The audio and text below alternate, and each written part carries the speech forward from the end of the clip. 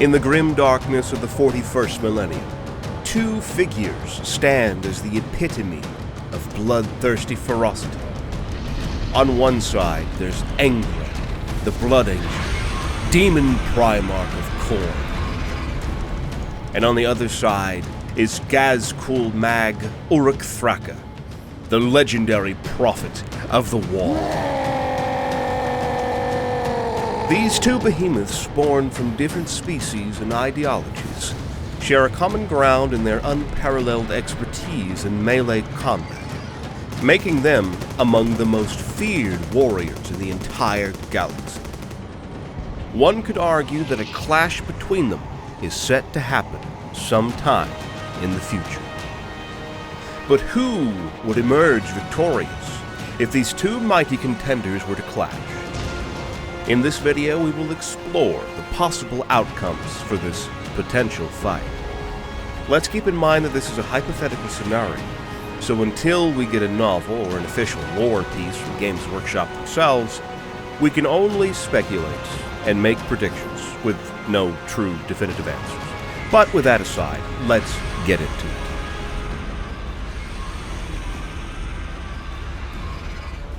Angron, the Primarch of the World Eater's Legion of the Space Marines, has undergone a harrowing transformation to become a demon prince of the blood god Khorne. In this fearsome form, he becomes the very embodiment of rage and brutality, an avatar of the blood god's insatiable thirst for carnage and devastation. He leads his legions of traitor space marines in rampages of utter destruction across the stars. Angron's mere presence on the battlefield is a catalyst for chaos.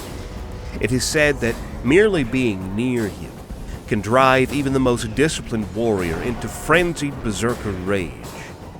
His aura infects those around him, their blood burning hot with an uncontrollable desire to kill, maim, and burn in the name of the blood god. This terrible effect, coupled with his own unmatched martial prowess, makes Angron a unique and terrifying force to be reckoned with, and thousands of worlds across the galaxy have suffered the World Eater's wrath and their insatiable thirst for blood.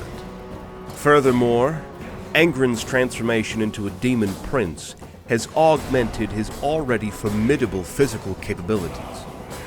His strength, speed, and endurance are beyond mortal comprehension, allowing him to tear through enemy ranks like an overpowered predator amongst prey.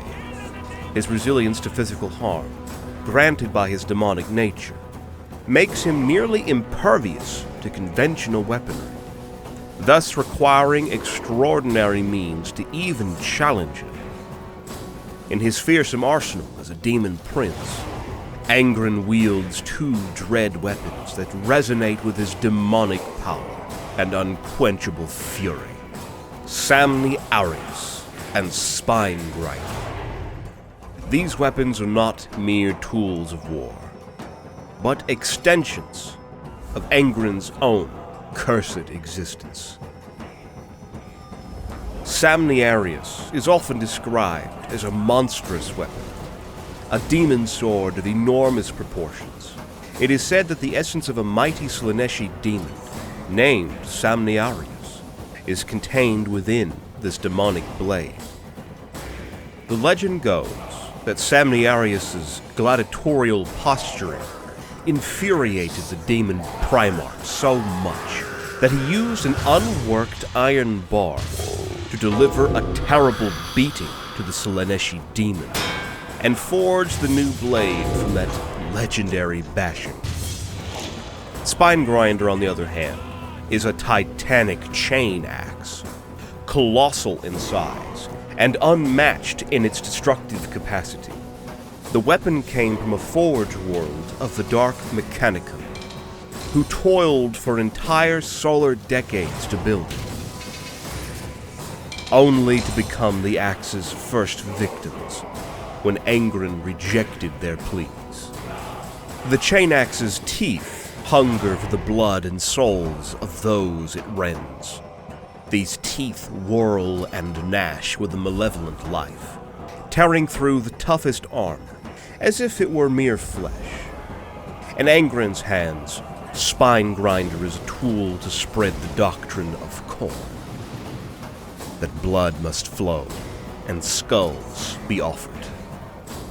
The mere sight of these blood-encrusted weapons strikes terror into the hearts of the victims that are about to die, often breaking their spirit before the fight even begins.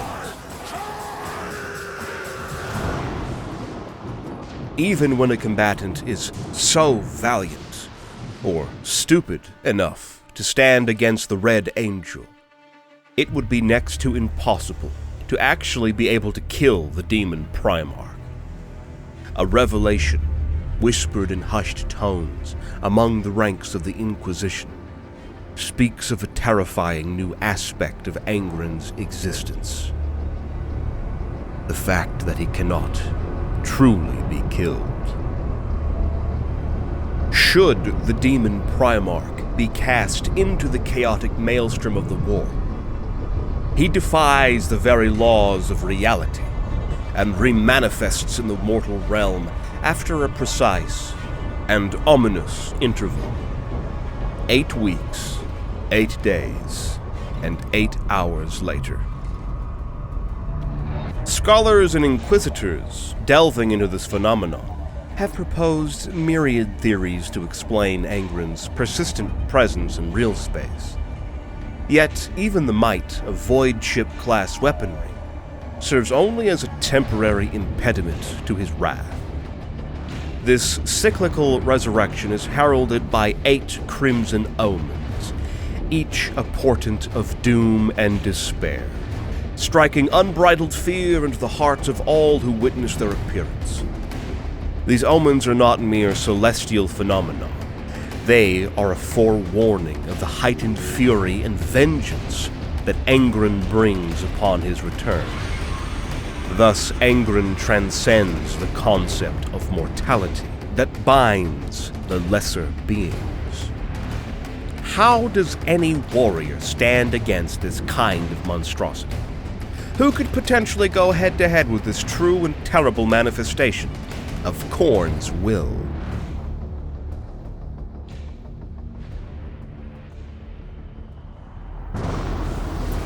Ghazghkull, to war, Ethan!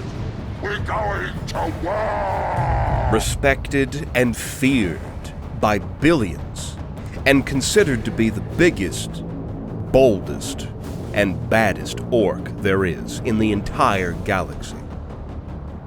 Known as the Prophet of the Wall, Ghazghkull Thraka, the mightiest orc war boss of his age, stands as a potential contender. A prophet in the eyes of the Greenskins race. Ghazghkull's strategic genius and physical might has led countless WAAAGHs, spreading devastation across the stars. His belief in the orc gods Gork and Mork, and his destiny to lead the orcs to their final, greatest WAAAGH, makes him not only a formidable war boss, but also a visionary leader that every orc, in their thirst for their greatest battles, wishes to follow. His rise to power and his subsequent crusades have reshaped the galactic landscape, making him a figure that equals destruction on a massive scale. When billions of greenskins travel from star system to star system, following Ghazghkull into the most brutal battles there are in the galaxy.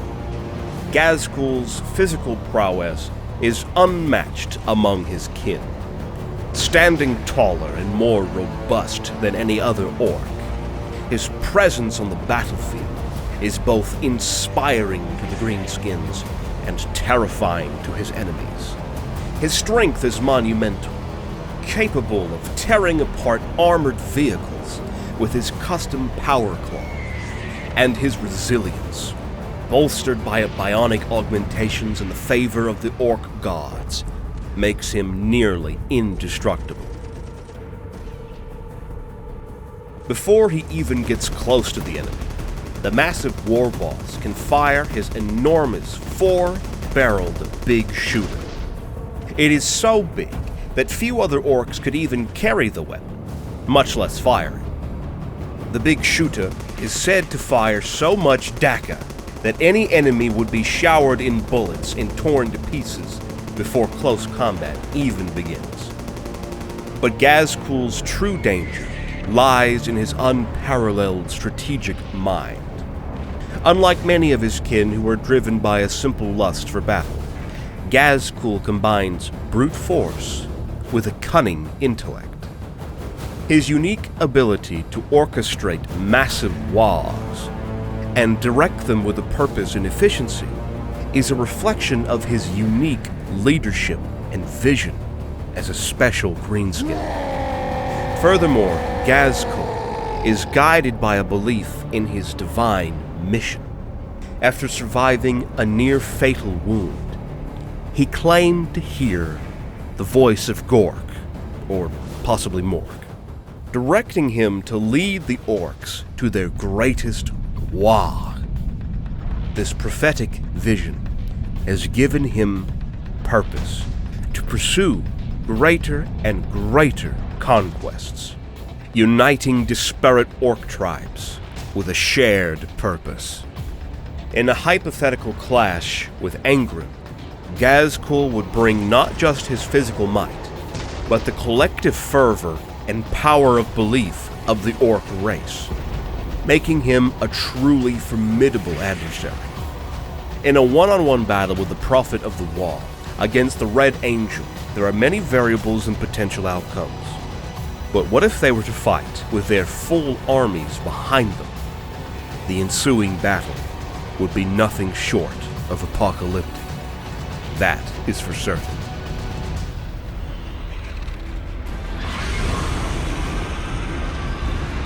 Angron's power lies not just in his physical might, but in his embodiment of Khorne's ideals, the glorification of combat, the relentless pursuit of victory, and the sheer pride found in the heat of battle. His presence is a rallying call to those who worship the blood god, inspiring them to greater feats of violence and savagery. Behind the indomitable figure of the demon Primarch of Khorne march the fearsome war bands of the World Eaters. Many of the war bands of legionnaires operate as independent entities, yet they are inextricably bound by a shared lineage and a primal call that resonates from their fallen Primarch. Each war band, unique in its identity and approach to the art of war, converges with a singular purpose under Angron's banner.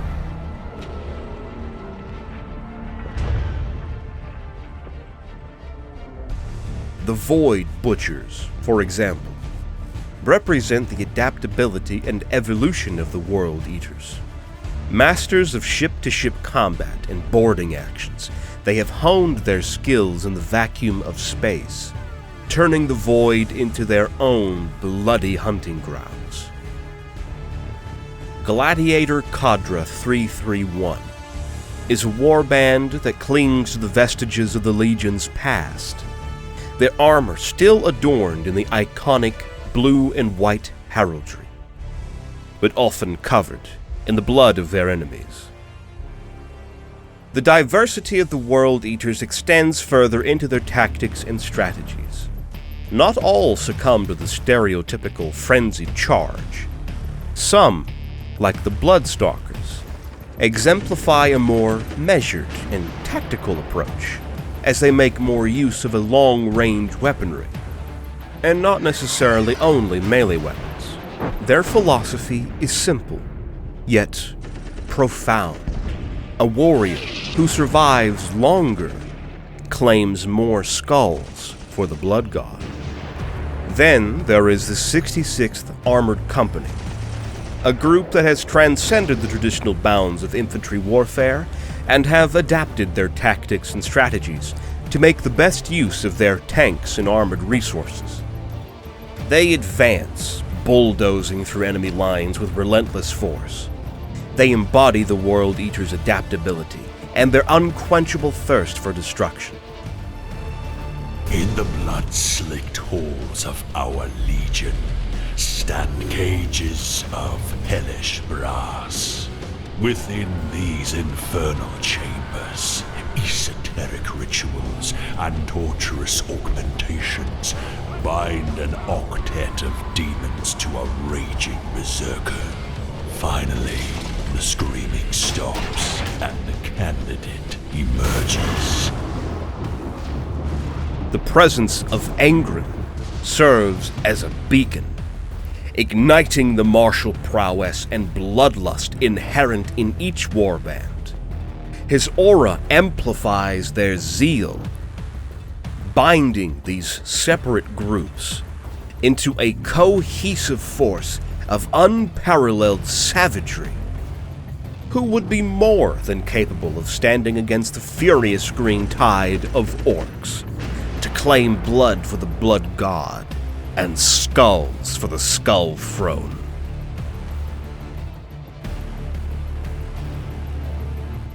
It's time, boys! Eager to fight and do battle, the orcs are not ones to back down from a proper scuffle. The prospect of battle only serves to get them excited, but when fighting with a major purpose, it can truly turn them into an unstoppable force. In a potential fight with Angron, out of all foes, the Greenskins could have that extra motivation to not only fight, but also avenge the death of Commissar Sebastian Yarrick, a man famous for his involvement in the Second and Third Wars for Armageddon, where he gave the orcs more than their fair share of fighting, thus becoming an enemy to Ghazghkull Thraka. But an enemy the massive orc came to respect. He even spared the life of the Commissar once. But in recent times, there has been some speculation that the biggest and baddest of the orcs was more than angry when he learned that his best enemy had been killed by Angron. An apocalyptic WAAAGH of vengeance may be heading towards the Demon Primarch, and that could be one of the reasons for their possible clash. Again, the death of Commissar Yarrick at the hands of Angron is not truly confirmed, and is just one of the possibilities of what may have happened. Still, it makes for an interesting case, if they were to fight each other.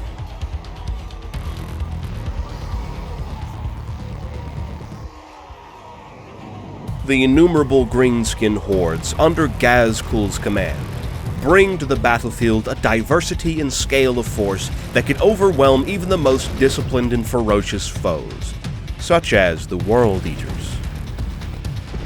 The Ork army, a seemingly endless tide of greenskins, is a unique amalgamation of brute strength, unpredictable tactics, and sheer numbers. From the rank-and-file boys who swarm the enemy in their thousands, to the hulking knobs who lead by brutal example, the infantry corps of the Ork army is relentless. Their charge, driven by a primal lust for battle, is a sight to behold, capable of overrunning positions through the already overwhelming number of orcs under an apocalyptic WAAAGH. Combined with the diversity of their troops and vehicles, they would pose a significant challenge to Angron's forces. This, plus the fact that the orcs would so eagerly want to avenge the death of old WAAAGH, as the famous Commissar was known to the Greenskins, could alter the course of a war between the two forces, since the collective desire for vengeance would not only fuel their ferocity, but also amplify the psychic phenomenon intrinsic to the orc kind. The orcs' inherent psychic ability amplifies their combat effectiveness exponentially when they are in large numbers. This collective psychic phenomenon not only boosts their physical capabilities, but also feeds into the efficiency and power of their technology, making their weapons deadlier, their vehicles faster and more resilient, their engines roar louder, and their shots hit harder. The World Eaters, despite their own martial prowess, would find themselves not only battling a physically overwhelming enemy, but also contending with a force empowered by a shared psychic vendetta, making the Orks an even more unpredictable and dangerous adversary. It would be a clash of the titans, a battle of unparalleled scale and savagery, with both sides driven by an unquenchable thirst for war. Now let's go back to exploring a bit more of the combat capabilities of Angron and Ghazghkull as individuals. To better understand the depth of their martial prowess, we can reflect on some of the most significant engagements that these characters have been involved in.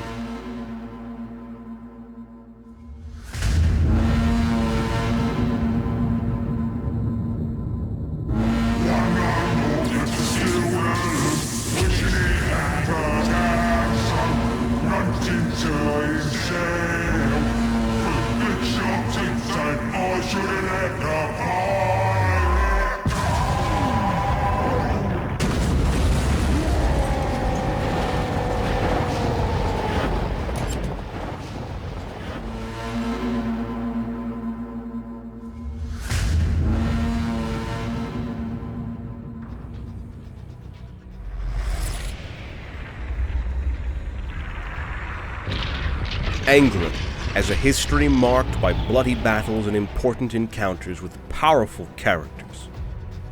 This first example goes to show the immense strength of Angron, even when he was not a demon Primarch yet. This occurred during the Horus Heresy at the Battle of Armatura. A Titan was about to crush a wounded Lorgar, Primarch of the World-Bearers, under its foot. But Angron emerged from the rubble of a collapsed building to raise his arms and stop the massive Titan from coming with its full weight under his Primarch brother. As the Betrayer book puts it, Angron took a god machine's weight on his shoulders, every muscle in his body locked tighter than the iron trying to crush him. Drool streamed through his metal teeth, skinned knuckles white as he defied the will of a titan. He gave a bear's roar as the foot lowered another half-meter. Sinews crackled in his shoulders. His broken boots skidded back on the patch of unglassed rock. Something cracked in his spine. Something else cracked in his left knee. The compression of his bones sounded like twigs breaking underfoot, which was a vivid burst of imagination he didn't appreciate. This was no mere feat of strength. It was a spectacle of supernatural might, to say the least. And in this same book, there is a passage in which Angron faces his brother, Robuti Guilliman, who had come to avenge the betrayal he had suffered at Calth.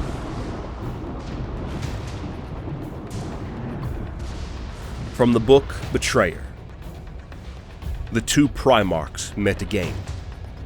Guilliman's powered gauntlet should have easily deflected Angron's chainswords, but the World Eater's strength drove his brother back step by step. Chain teeth sprayed from the weapons as eagerly as the saliva from Angron's lipless slit of a mouth. The battle went on between the two, but after a while, Angron had emerged victorious. The Primarch of the Ultramarines was almost beaten to death by Angron, and Guilliman only managed to escape due to the Ultramarines making a costly rescue, and Lorgar taking the chance to complete his ritual of transforming Angron into a full demon. As Lorgar himself puts it, "You were always the conduit. No one else hates the way you do, with the same depthless strength. No one else feels such pain, violated by life's treacheries. It had to be you. In the deepest moment of rage and sorrow, there could be no other conduit.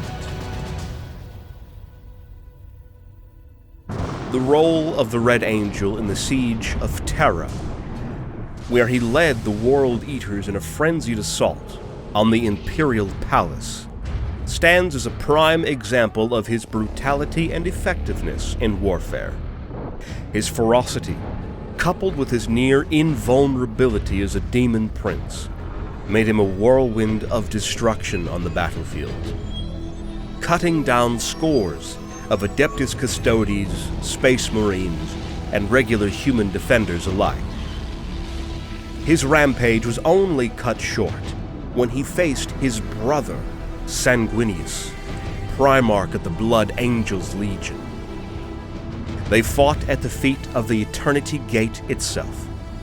Angron had seemed to gain the upper hand over his loyalist brother as he used his black blade to impale Sanguinius following a hard-fought aerial combat. Sanguinius, however, took advantage of the opportunity to rip out Angron's butcher's nails and kill him in the process. Even though the Red Angel was ultimately banished to the warp, Angron managed to inflict a mortal wound to Sanguinius, the Great Angel, a more than mighty adversary to anyone in the entire setting of Warhammer 40k.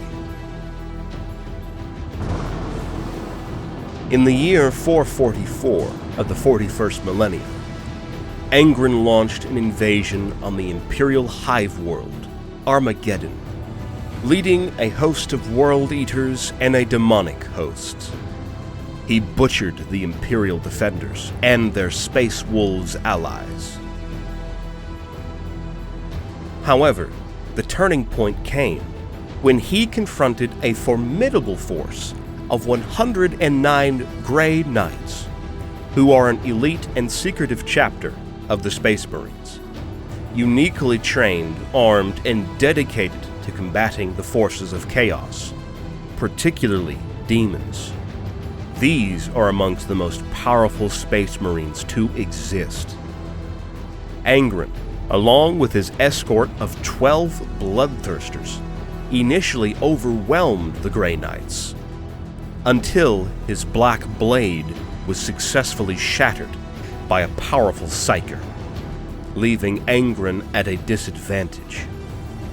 The Red Angel was ultimately defeated, but the battle took a heavy toll, with only 13 Grey Knights emerging as survivors from the intense and bloody conflict.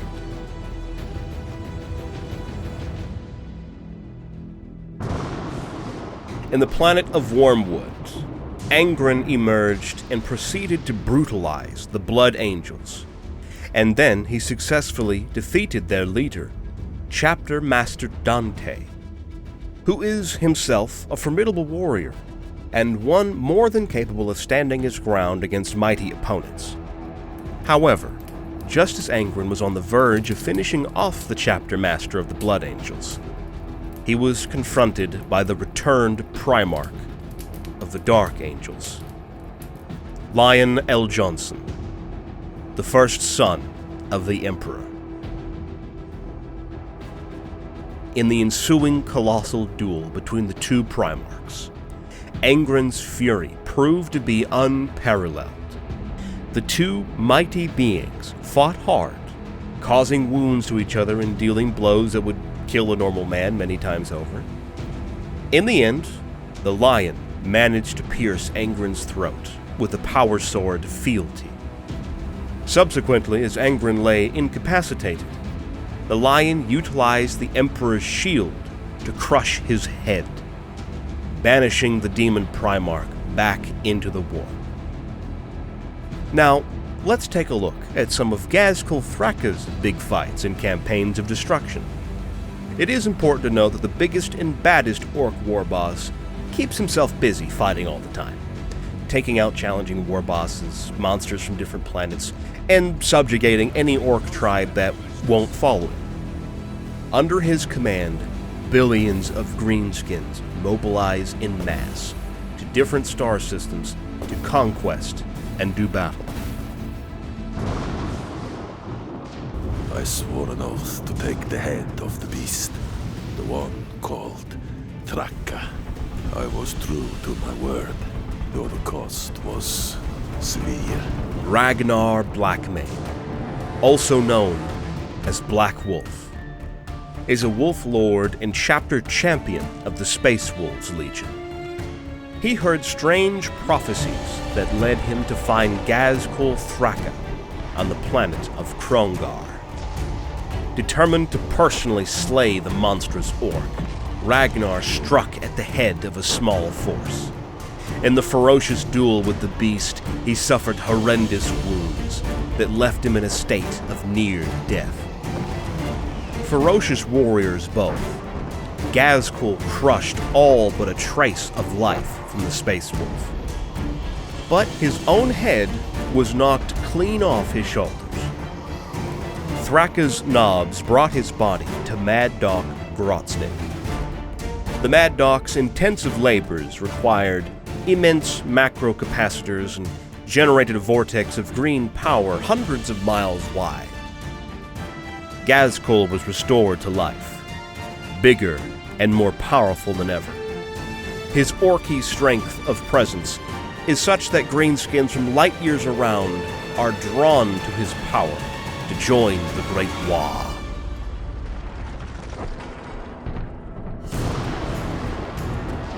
In one of the most infamous rivalries in the galaxy, the clash between Ghazghkull Mag URUK Thraka and Commissar Sebastian Yarrick was especially pronounced in the brutal campaigns over the hive world of Armageddon. Yarrick's reputation was forged in the fires of countless battles, where his strategic acumen, indomitable will, and personal bravery stood for the Imperium as a beacon of resistance against the Orc onslaught. In these battles, Yarrick and Ghazghkull faced each other several times. Each encounter displayed their skills and determination. Yarrick, armed with his bionic eye and power claw, a trophy taken from an Orc war boss, became a symbol of fear for the Orcs. Ghazghkull Thraka, on the other hand, viewed Yarrick not as an enemy, but as a worthy adversary, earning a grudging respect from the biggest and baddest Orc war boss.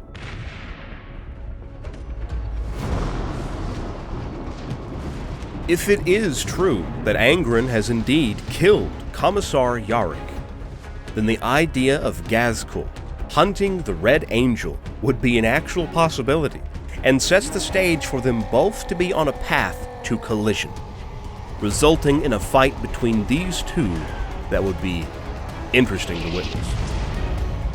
But what do you think could happen if these two actually got to fight each other? On a community poll we did here on YouTube, where more than 6,000 votes were cast, with 57% over 43%, Ghazghkull Thraka was chosen as the winner in this clash. This close result goes to show how highly considered both of these characters are when taking into account their ability to fight in close combat.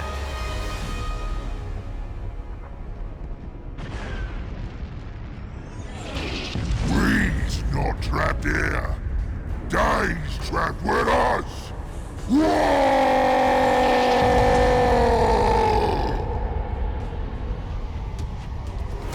Very interesting comments were written by the community, and we thank you for voting and leaving your theories and opinions in there, as they helped a lot in the making of this video.